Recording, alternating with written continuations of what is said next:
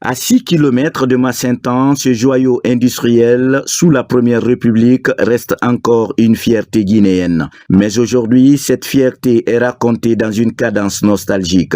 Opérationnelle depuis une dizaine d'années, grâce à un partenariat public-privé, l'usine de thé de Massintan connaît toujours une relance poussive. Ici, l'on compte une poignée de machines parmi tant d'autres vétustes. Quand nous voyons beaucoup d'années que l'usine a fait arrêter, nous pouvons dire Dieu merci aujourd'hui.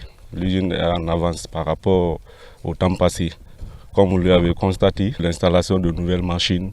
Je remercie le ministère de l'Industrie par rapport à cette mission effectuée aujourd'hui.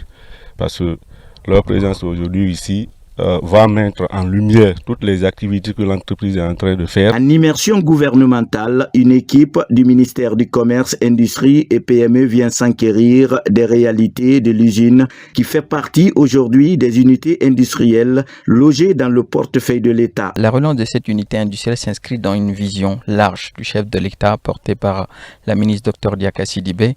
On a constaté que l'entreprise a vraiment pris des mesures, elle a commencé à s'installer.